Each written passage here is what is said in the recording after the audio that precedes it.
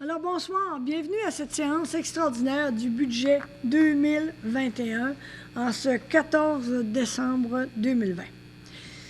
Tout d'abord, vous avez l'ordre du jour, c'est principalement le budget, l'adoption, donc la présentation du budget, l'adoption du règlement par le greffe et ensuite la levée de la séance. Donc je prendrai un proposeur, un appuyeur pour l'adoption de l'ordre du jour tel que déposé. Je propose, Mme Cyr, Alain Poirier. Monsieur Bolduc et Monsieur Poirier. Tout le monde est en accord? Oui. Oui. Alors, comment on fonctionne? Comme vous avez remarqué, nous sommes toujours en mode COVID. Le rouge, c'est pas pour nous rappeler qu'on est en palier rouge ce soir.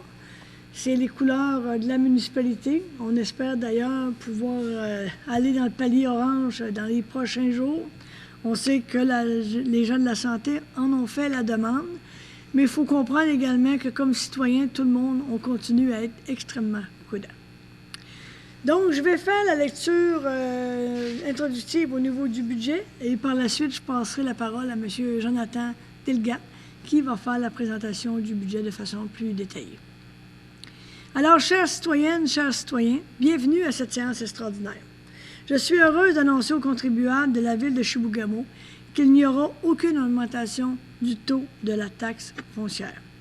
Pour le secteur résidentiel, le taux est maintenu à 1,25 du 100 $ d'évaluation.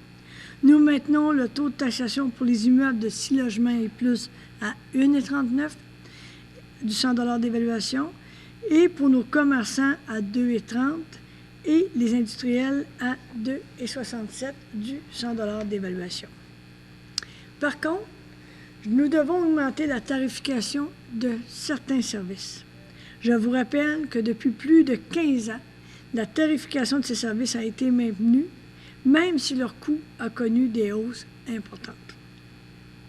Dans notre planification budgétaire, nous avions anticipé l'augmentation des coûts de la collecte, mais jamais à un niveau aussi élevé que celui soumis par le fournisseur, et actuellement, le dossier est en analyse. La nouvelle tarification pour les services sera donc de 254 $ pour l'eau, 90 $ pour l'égout, 139 $ pour les ordures et 84 $ pour les matières recyclables, ce qui correspond à une augmentation de 15 % pour les matières recyclables et ordures et à 5 % pour l'eau et l'égout. Lors de l'élaboration du présent budget, les membres du Conseil ont réitéré l'importance de procéder à une analyse rigoureuse des coûts de service et cette priorité a été adressée à la Commission des finances pour l'année 2021.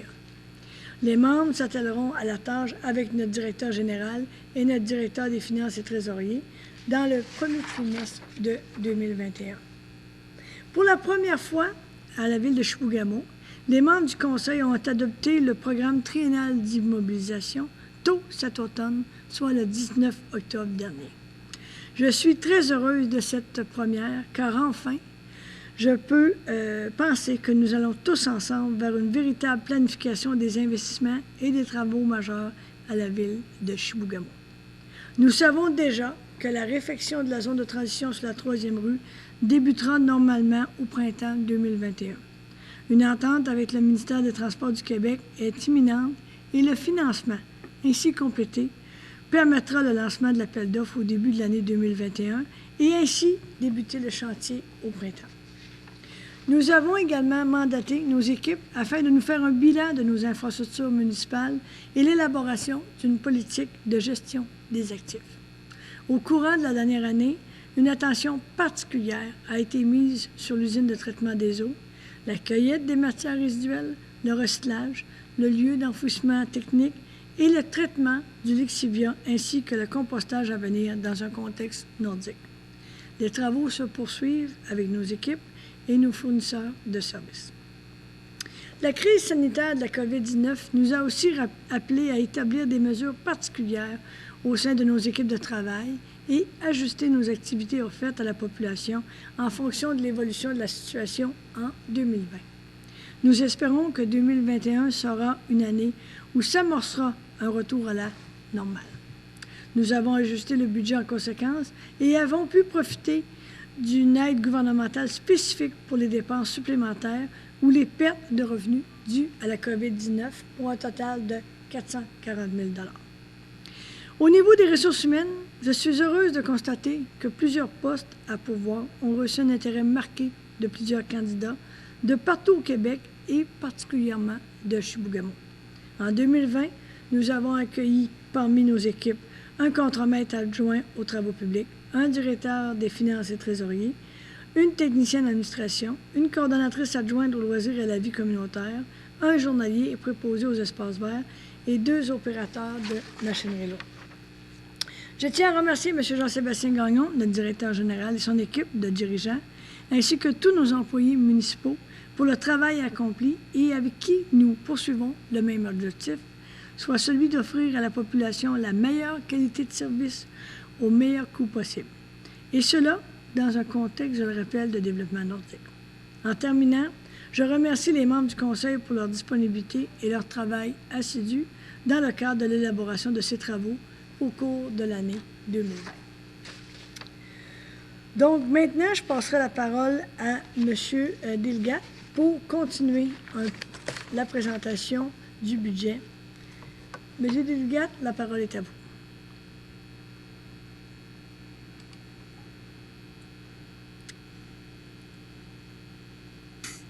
Merci beaucoup, Madame la mairesse, et puis bonsoir aussi à tous. Ça me fait plaisir de pouvoir vous présenter le budget 2021. Donc, ce soir, nous allons voir ensemble, entre autres, les grandes lignes du budget. Il y aura aussi un petit sommaire qui vous sera présenté, une courte analyse des revenus et aussi l'analyse des charges. Donc, permettez-moi de vous présenter d'abord les grandes lignes du budget 2021. Donc, bien sûr, la situation de la COVID-19 impactera les revenus et les dépenses négativement. À cela, comme a mentionné Madame la mairesse, qui est une autre de nos lignes du budget, nous avons reçu une aide financière de la COVID pour la COVID-19, donc par le ministère des Affaires municipales et de l'Habitation. Elle a été imputée en revenus affectés en environ d'à peu près 300 000 $. Qu'est-ce que cela veut dire par imputé en revenus affectés? Eh bien, une certaine partie du 400 000 qui vous a été mentionné a servi à couvrir certaines dépenses de 2020, mais nous avons gardé un certain montant pour les dépenses de 2021 ou pour des manques de revenus qui pourraient se trouver, comme pour l'Arena, le pavillon Balski, les organismes communautaires et les services offerts aux citoyens par la municipalité de Chibougamau. Comme il vous a été mentionné aussi, il y aurait une augmentation du taux de taxe des services municipaux. Et bien sûr, en dernier, notre ligne importante, il y a des élections municipales qui arrivent pour la nouvelle année et aussi un revenu affecté qui a été mis de côté pour venir couvrir certaines de ces dépenses. Donc, je vais vous présenter ici, avant d'aller un peu plus dans l'analyse, le sommaire du budget. Donc, comme vous le voyez ici, nous avons des revenus de 18 172 742 pour des charges de 16 958 200. À cela, dans nos charges, vous pouvez voir la ligne remboursement de la dette à long terme de 2 407 141 pour un remboursement aussi au fonds de roulement de 200 000, qui est à peu près semblable à chaque année. Et afin d'arriver à un budget équilibré, comme vous le voyez, on a plus de dépenses que de revenus. On va puiser dans la réserve d'investissement 1 8 089 avec nos surplus affectés. C'est ce que je vous présentais justement au niveau de la COVID et pour les élections municipales qui arrivent de 384 510 qui nous donne un budget qui arrive à 0. Comme vous pouvez le voir et nous le verrons dans l'analyse un peu plus détaillée, nos revenus et nos charges sont quand même assez constantes d'année en année. Donc, les variations sont quand même minimes, soit une augmentation de 2% pour les revenus. Et pour les charges, on a réussi à maintenir au global 1,13% d'augmentation. Donc, je vais vous présenter un peu, cette fois-ci, les analyses des revenus. Donc, afin aussi, ici, je pense que l'image parle très bien sur les revenus de Chibougamau. Donc, on voit ici au niveau du résiduel. Donc, ici, c'est nos revenus de taxes, principalement des résidences, 67,64%, qui est toujours notre plus grande part dans notre assiette de revenus. Et il y a les immeubles industriels qui restent toujours à 5,59%, les immeubles non résidentiels, 23%, et par après, en plus petit nombre, les 6 logements et plus et les terrains vagues. Donc, comme on vous mentionnait, le taux de taxation ne change pas pour cette année. nous le maintenons au même taux qu'il était en 2020, mais le même taux qui est depuis 2017. Donc, vous voyez que depuis 2014, il y a une baisse. On est passé de 1,55 à 1,35 et après 1,25. Et nous le maintenons à 1,25 pour le résiduel. Immeuble de 6 logements ou plus, vous voyez aussi la décroissance et qui a été maintenu après à 1,39. Même chose pour les immeubles non résidentiels, 2,30. Immeubles industriels, 2,67. Même courbe de croissance, de décroissance. Terrain vague desservi à 2,50 aussi.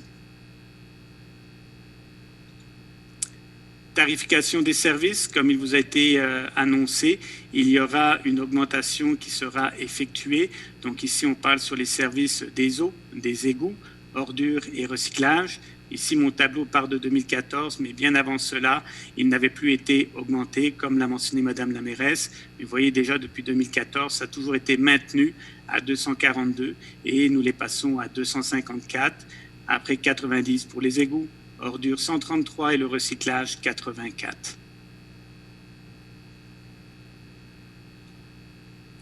Nos provenances des revenus 2021, donc une image en fois qui reflète très bien aussi. Majoritairement, la municipalité de Chibougamau appuie ses revenus au niveau des taxes, 61,4%, et par après, au niveau des transferts, 13,8%, des transferts qui peuvent venir de paliers gouvernementaux, par exemple péréquation et autres, comme par exemple une aide COVID de dernière minute, ferait partie des transferts. Et par après, vous avez autres revenus, amendes, pénalités, intérêts, impositions de droits et paiements tenant lieu de taxes. Mais à vous rappeler que c'est à travers les taxes qu'on va chercher nos revenus pour offrir les services. Ici, vous avez les types de revenus, donc très brièvement. Donc, vous avez au niveau des taxes. Au niveau des taxes, ici, on inclut autant notre taxe foncière générale que celle de la tarification pour services municipaux. Donc, les deux sont mis ensemble pour un total de 11 151 755. Nous avons des paiements tenant lieu de taxes pour 1 154 295. Nous avons nos transferts à 2 516 419. Services rendus 975 548. Imposition de droits 212 225. Nos amendes et pénalités à 166 300. Intérêts 110 200. Et autres revenus 1 886 000. Pour une légère augmentation, on passerait à 18 172 742 versus le budget 2020. Mais si on se fie au réel, on est à peu près dans les mêmes revenus. Ici, on parle du taux global de taxation, donc simplement pour vous informer que c'est le taux qui est utilisé dans le calcul des compensations qui vont tenir lieu de taxes versées par le gouvernement pour nos immeubles parapublics. Donc, nous avons un prévisionnel, donc il a été établi à 1,5963 comparativement à 2020 pour 1,6013 et nous avions un réel en 2019 1,7645. Donc, nous prévoyons 1,5963 mais qui pourrait un peu varier peut-être vers la hausse après les calculs que le gouvernement nous remettra. Après notre section d'analyse des revenus, nous allons terminer par l'analyse des charges. Donc, au niveau des charges, comme vous avez vu, l'augmentation est d'environ, on va arrondir à peu près d'1,5% au total. Donc, un budget qu'on fait attention et qu'on veut bien sûr pouvoir gérer avec efficience et efficacité. Donc, l'administration générale est prévue à 3 440 355. Sécurité publique, 1 605 247. Transport, 3 889 144. Hygiène du milieu, 3 318 872. Santé et bien-être, on arrive à 145 000. Aménagement, urbanisme et développement, 715 727. Loisirs et culture, 3 299 107. Frais de financement, 544 748. Ça nous donne des charges de fonctionnement totales de 16 958 200 versus, comme vous voyez, en 2020, pour 16 768 702 qui avaient été budgétés. À cela, vous ajoutez les amortissements, remboursement de la dette à long terme et, comme on avait vu aussi, le remboursement du fonds de roulement. Donc, c'est le budget que je voulais vous présenter, un budget qui est équilibré, un budget où on a fait attention à ce que nos revenus et nos dépenses suivent une croissance constante et bien sûr aussi un équilibre au niveau de nos dépenses. Donc, je tiens vraiment à vous remercier. Je vais aussi prendre le temps là de vous souhaiter un bon temps des fêtes et en avance aussi une bonne année 2021. Encore une fois, un grand merci. Merci. Monsieur Tilgat. Là, je veux revenir, excusez-moi. Ça ne sera pas long. T'es-tu sur mute, Manon? Oui, je sais, c'est pour ça. J'étais en train de changer mon... Alors, voilà. Donc, c'est ce qui fait le tour du budget tel que présenté par notre directeur des finances et de la trésorier. Je prendrai quelqu'un pour l'adopter. Monsieur Michaud, Monsieur Girard, tout le monde est en accord? Oui. Merci. Oui. Merci.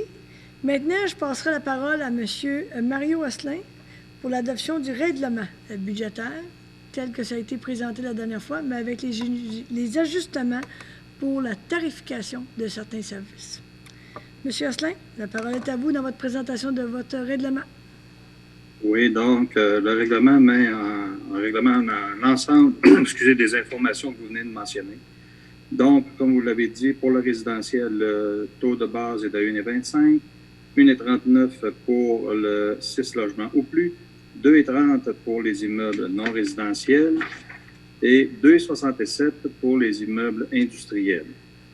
Je vais vous donner un paragraphe qu'on retrouve dans tous les types de services, c'est-à-dire qu'il y a une compensation annuelle pour le service d'aqueduc, que ce soit ordure ou recyclage, pour toute unité d'évaluation desservie par la Ville de Chibougamau sera imposée selon les catégories énumérées dans le présent article. Une unité d'évaluation peut être assujettie à plusieurs taxes d'eau et à plusieurs compensations. Donc, la taxe d'eau est maintenant rendue à 254,10 $ pour le résidentiel unifamilial. Dans le même règlement, vous avez pour l'ensemble des autres usages. En ce qui concerne la fourniture pour l'égout, le coût pour la compensation est de 90,30 $ pour chaque unité résidentielle unifamiliale. En ce qui concerne la cueillette, le transport et l'élimination des déchets domestiques pour une résidence, le montant sera de 133,40 $ pour une maison unifamiliale. Et enfin, pour le transport et le traitement des matières secondaires recyclées pour une résidence unifamiliale, le montant est de 83,95 $. J'invite les gens à consulter le règlement sur le site Internet pour chacun des usages tant résidentiels que commerciaux, car la facturation est faite en fonction de l'usage.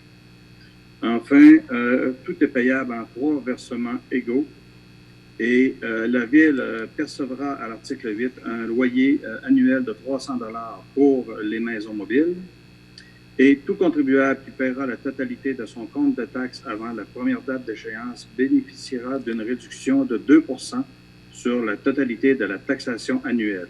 Enfin, des frais de 35 $ seront réclamés pour les chèques sans provision. Voilà, c'est mon résumé du règlement, Mme Cyr.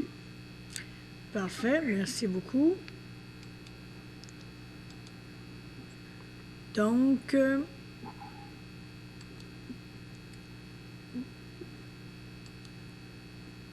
Monsieur Jonathan, Monsieur Tilgat, pourriez-vous enlever votre partage d'écran, s'il vous plaît? Merci beaucoup. Alors, c'est la présentation du règlement. Donc, j'aurais besoin de quelqu'un pour me faire la proposition de l'adoption du règlement sur le budget tel que soumis. Monsieur Alain Poirier, appuyé de Madame Mélanie Hébert.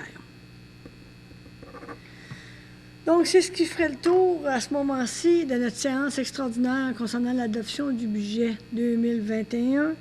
Monsieur Martel, dans notre beau contexte de COVID, vous êtes à distance comme mes collègues. Est-ce que vous auriez des questions à ce moment-ci concernant le budget?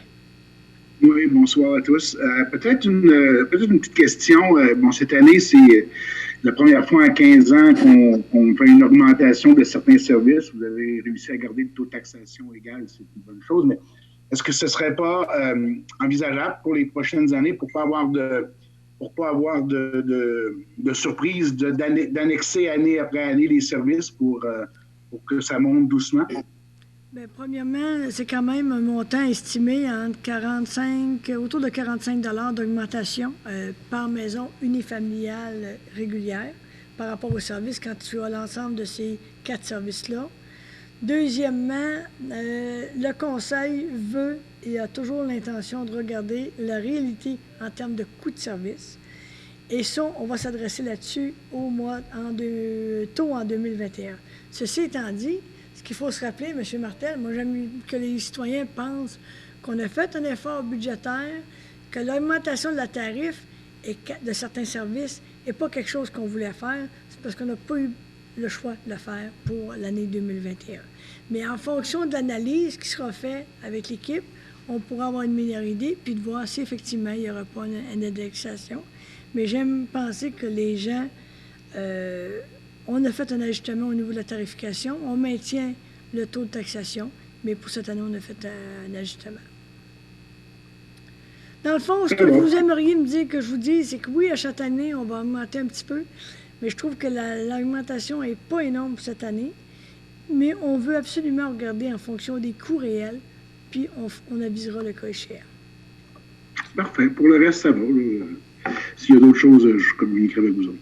Parfait. Merci beaucoup. Alors, peut-être faire un petit tour de table pour un mot des conseillers. J'irai peut-être avec M.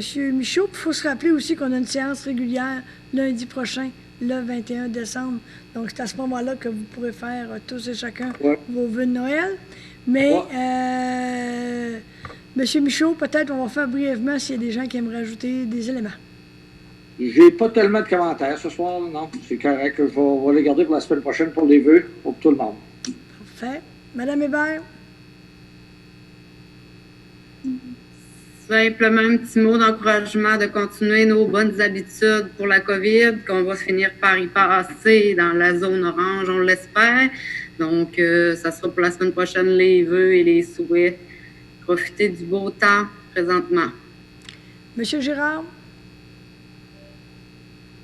Oui, je tiens peut-être à garder peut-être mes souhaits pour la semaine prochaine. On en parlera la semaine prochaine. Monsieur Poirier?